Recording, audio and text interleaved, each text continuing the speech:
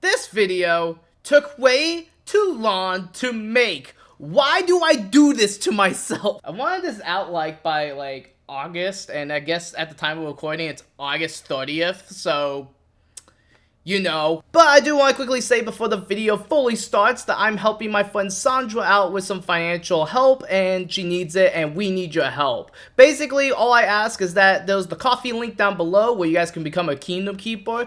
Basically, if you guys want to donate $1, all the money goes straight over to Sandra as soon as I get it. And so if you guys want to help donate, just go down to the link down below and, you know, do all the doodly-doo. I stream twice to 3 times a week on Twitch, and we actually have different incentives if you guys donate. So if you guys wanted to join in the incentives, please go and catch me on my live streams over there. And if for whatever reason you can't donate, no sweat. Pat yourself on the back and go and share the link with a friend that could potentially help. This just means so much to us. So thank you guys so very much for watching, and enjoy the rest of the video.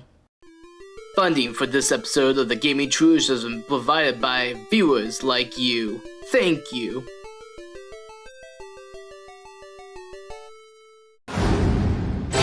And now, our feature presentation.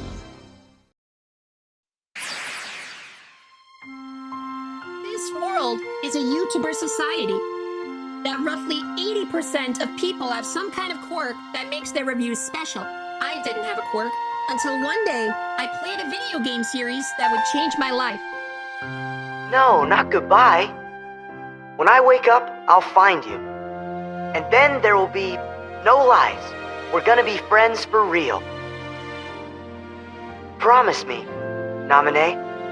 Kingdom Hearts. It had many games, and so I took it upon myself to inherit this information I have gained. And with every single video game I play, be it good or bad, I will become Sora. His beliefs and hardships became my own. Yo, what's going on, guys? It's your boy, TheGamingTrouge here, and I will become a YouTube hero.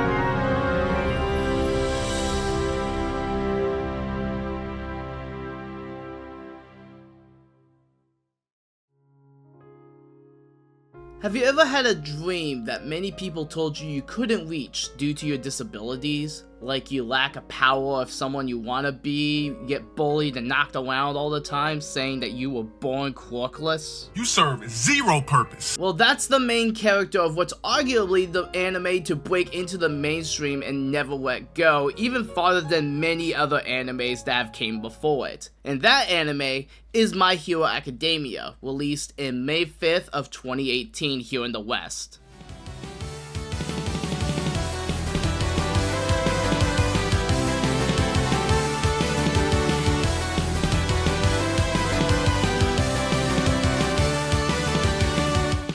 That may not be in the know, My Hero Academia is one of the biggest anime shows running right now, gaining its start in Japan in 2016, and then us getting the dub in 2018. And I will say that in this anime era we are all in, well, anime is more or less accepted nowadays by normal people. I think My Hero might have been the anime to kickstart us into this direction, with places like Twitter, Instagram, and YouTube helping to make this fandom as big as it is.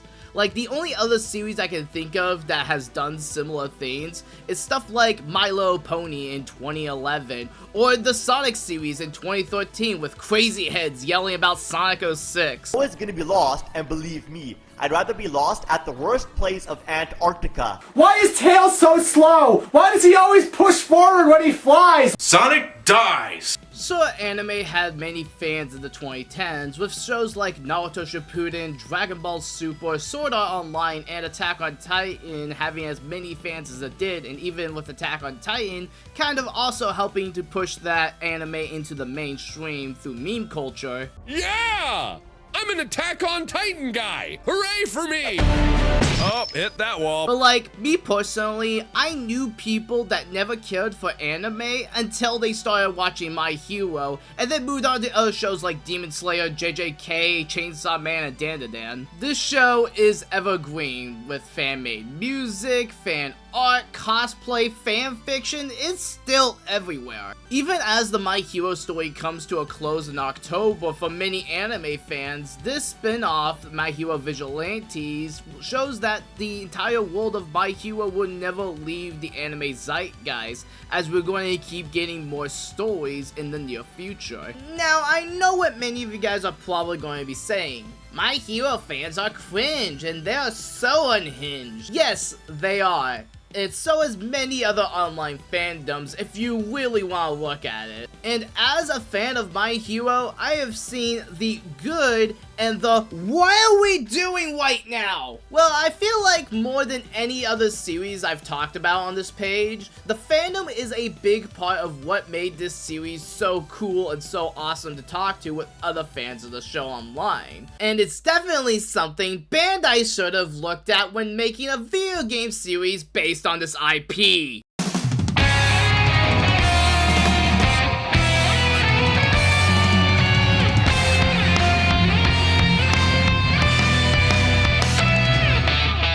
For today's class, we're going to be talking about the 3 mainline My Hero games that came out for the Nintendo Switch, Steam, Xbox One, and PS4. Something I have entitled the Justice series. I won't be covering the 3DS game that came out super late into 2016 or the mobile phone games for 2 really good reasons. One, I don't have the best setup for recording 3DS titles at the moment, and the process of patching in an English translation to my ROM will make this video even longer whenever it has to come to editing and all that fun stuff. I want to check it out as I am a Nintendo guy after all, but I want to at least get the main games that most people have played. And maybe if you join the server, maybe I will talk about it over there.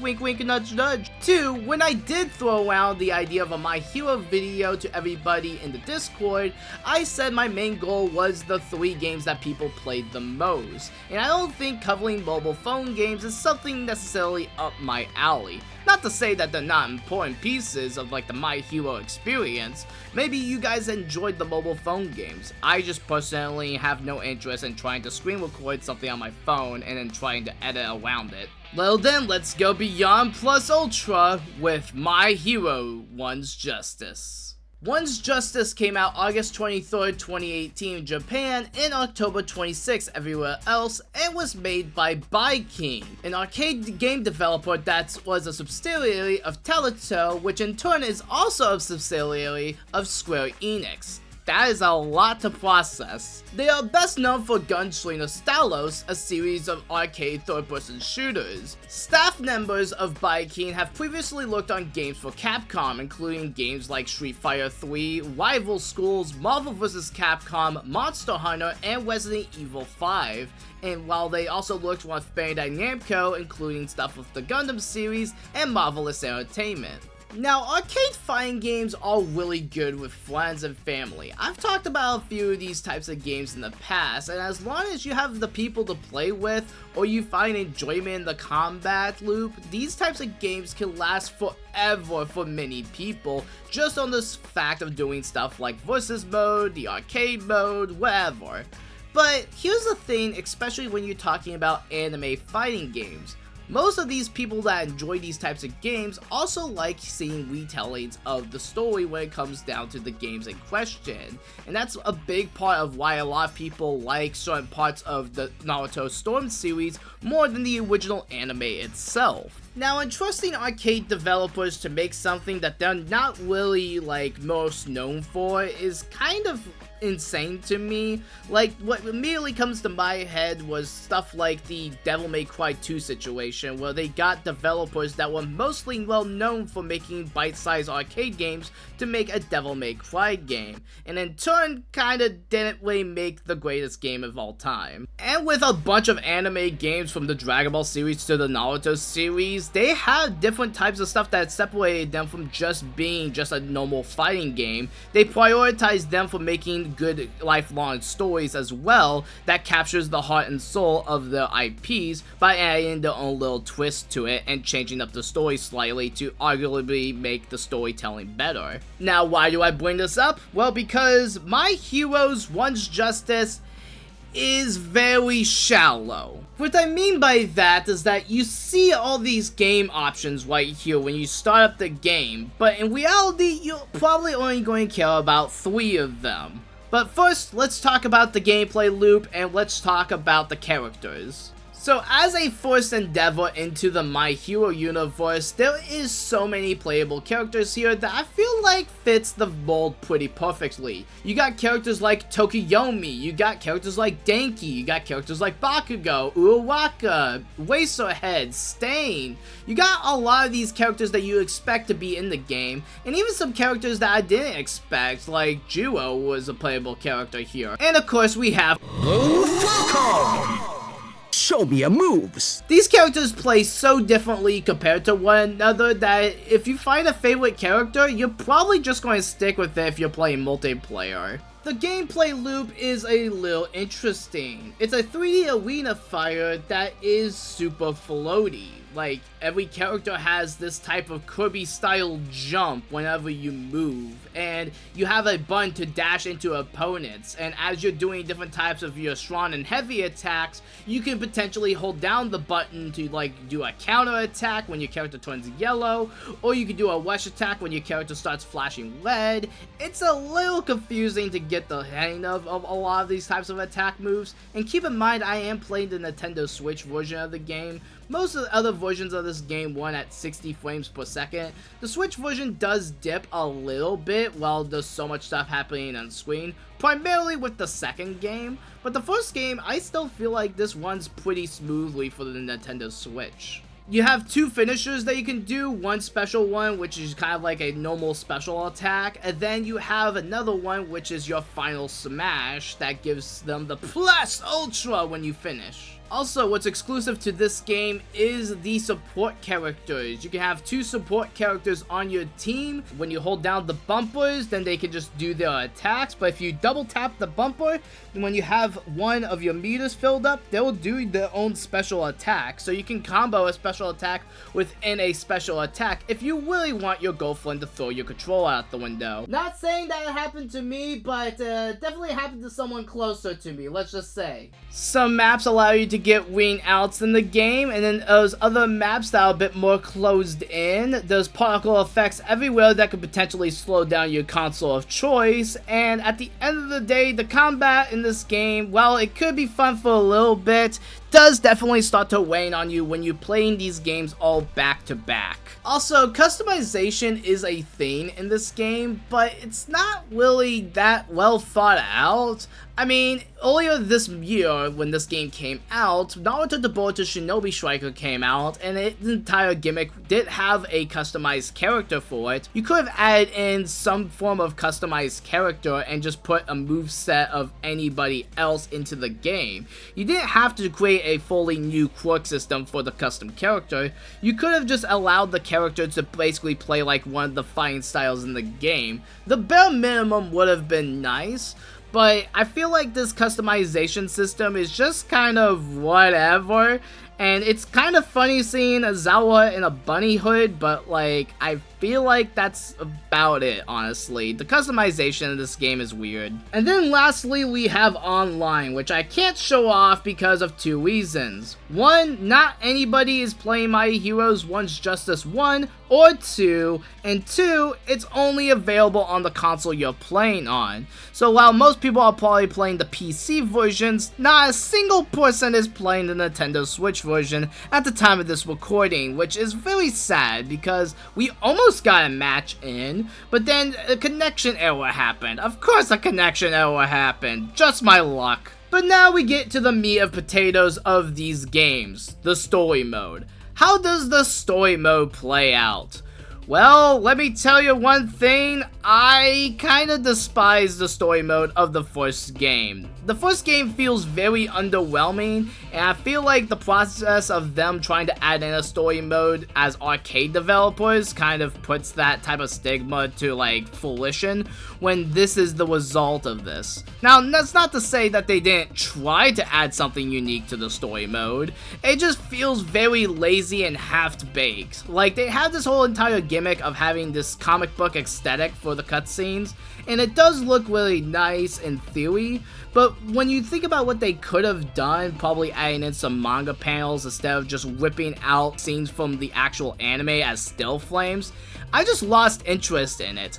Also, the first game does not have a dub. It does not have an English dub, despite the fact that this game released in 2018 and the dub has already been out at this point in time. You could have at the very least added in an English dub patch to this game. But nope, we waited until 2020 when the second game came out to even have a dub patch, and that was a day one patch. You had to download it when you got the game. Now here is my biggest criticism. The fact that this game kind of starts in the middle of the story, or at least very early on in the story. It was very recent when Season 3 dropped whenever this was going on, and so I can understand to a point why they wanted to cover this in the video game, but why start with Season 3? Like, why not just start at the beginning of the series and work your way towards the end of Season 3, giving the players a bit more length to, like, play the games, instead of just, you know, starting from the middle of Season 3? It feels like I'm only getting half of the story, and I wouldn't know who any of these characters are if I haven't already known what the series is. Now, I know that it's a no dub moment when you pick up a licensed anime game at Walmart or something, that you probably already know what the main story of My Hero is, but I do know people that have picked up this game that had zero experience with My Hero Academia and was so confused by this game's story that they just basically gave up on this game altogether. It didn't convince them to go and watch the anime, and I feel like that's the best part about anime games, is that if the gameplay and the story is compelling enough, they may give people to give the series a shot. It happened with my friend Samek when I was streaming Naruto Storm 2, so why can't it be something with like My Hero where they actually give you a reason to care about the story mode in this game? It just feels very shallow and underbaked. It felt like they had a bigger ambition planned, but Bandai basically told them, yo, you gotta get this out by the time the season drops or something. And most of these fights in the story mode can either be super stupid simple that it's pretty much brain dead, or it could be some of the most hardest fights in the game, or it could just be fighting all for one 4 times in the story mode. It's not changing the scenery one bit. It's just the same old versus matches 4 different times. Upon its release, My Heroes Once Justice only got mixed to average review scores, with some people saying that this is the worst way to experience the entirety of the My Hero franchise, which, you know, I won't go super far to say that people can't get invested in this. I'm just saying that upon a bunch of different anime games, this one probably ranks the lowest just because on how much this game just felt rushed. It felt like they saw the popularity of the anime starting to grow, so they had to get a video game out, but didn't really give the developers any type of time or resources to make something really special. And they gave it to a team that was primarily an arcade fighting team. They prioritized the gameplay more than everything else, which, you know, that's completely fine. But we live in a day and age, like I said, where anime games have to have both good story, good gameplay, and just good music. And I will say, MHA has a fantastic soundtrack as it is, and with this video game, it does capture a lot of that vibes. I just don't particularly like a ton of this game's music. There's some good bangers here and there, but when judging other anime games, I would much rather listen to the Naruto Storm OST or the Dragon Ball Z Budokai. Oh my gosh. Why do they always do this? Let's just move on to My Hero Once Justice 2, released on all the major platforms and came out March 12th of 2020. This game is really close to being super good, because instead of just getting the back half of Season 3 like the first game did, it actually got all of Season 4 in here, and it's kind of emotional, honestly. Now, I do have some bias as Season 4 is my favorite season. I still sort of think that this should have been more built up to as the games went on, but as a video game itself, as the product I spent money on to buy, this is a really good game.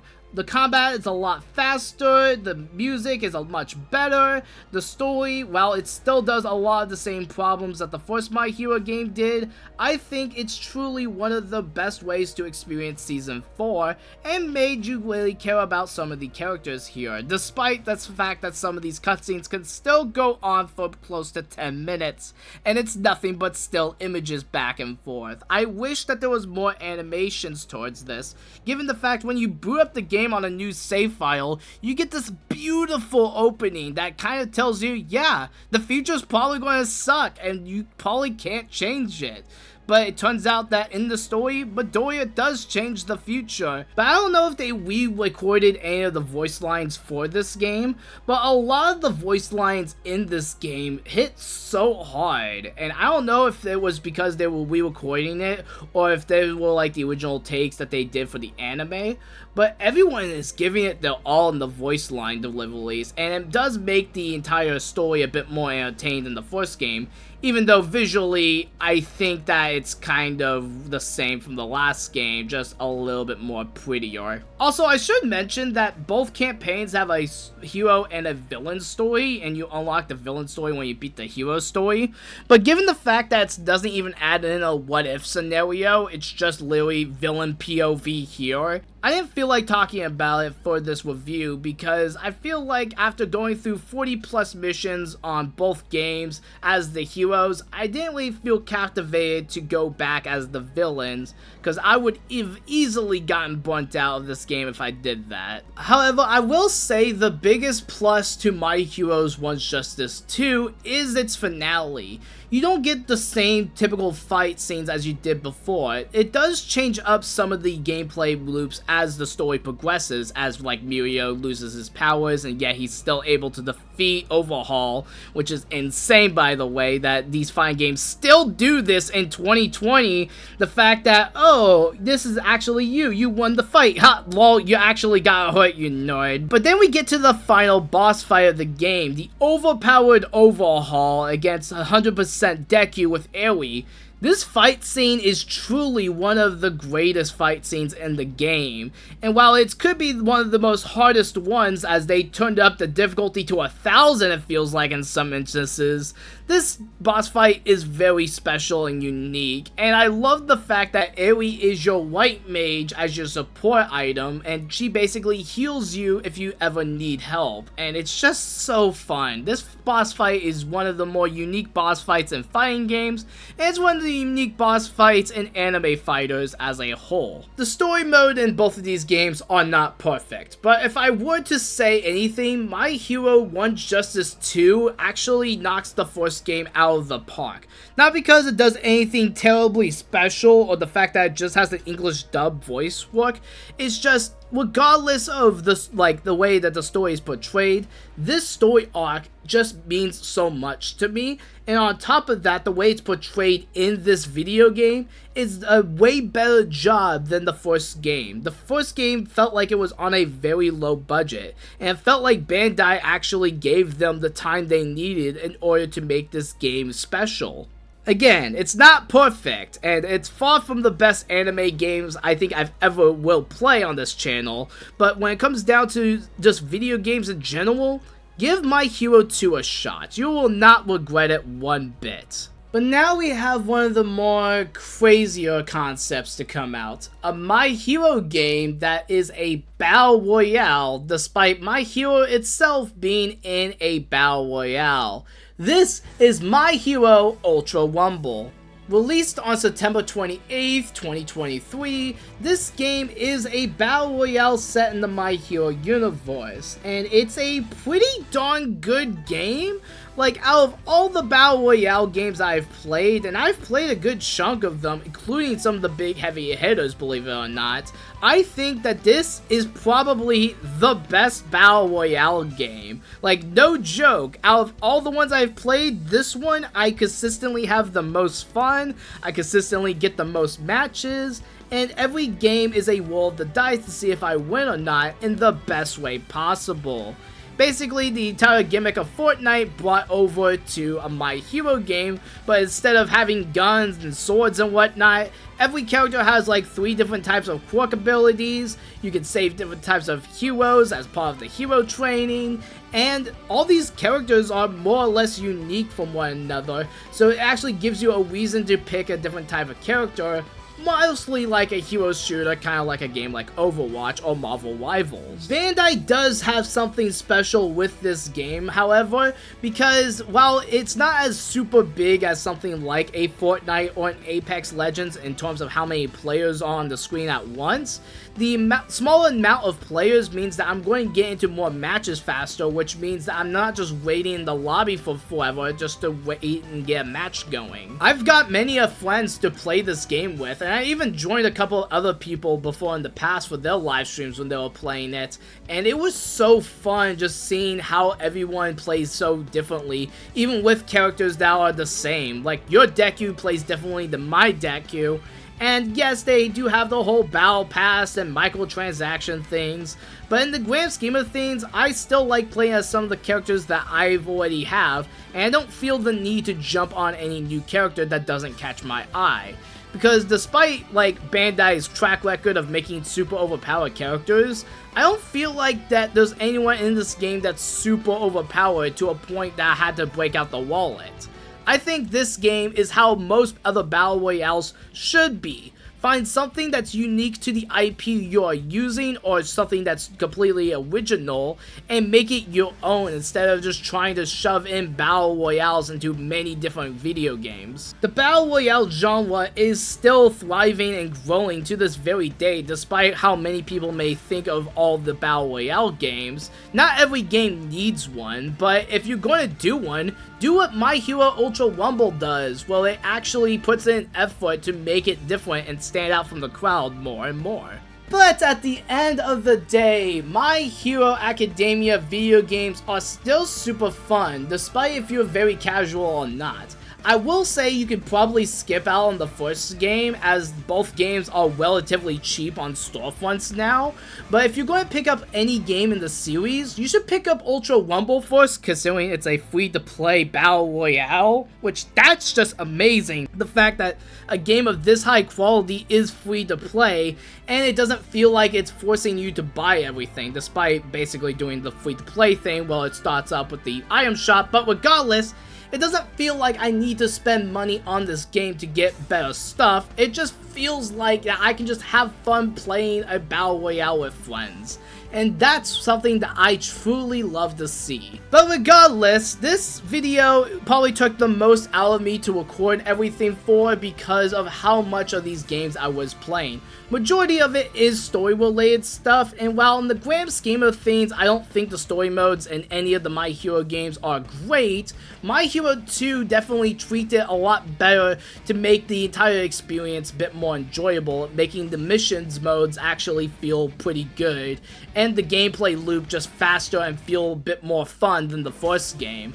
And Ultra Rumble, like I said, is just a solid battle royale game. Like, this game right here is so much fun with friends, or even by yourself. I feel like that some of the best moments I had of this game was just me just chatting with some friends and just playing this game by myself and just kind of zoning out to it. It's a really fun comfort food game, and I think more and more people should give it a shot. But with all that out of the way, it's your turn now. It's time for me to retire like All Might before me and go beyond plus ultra.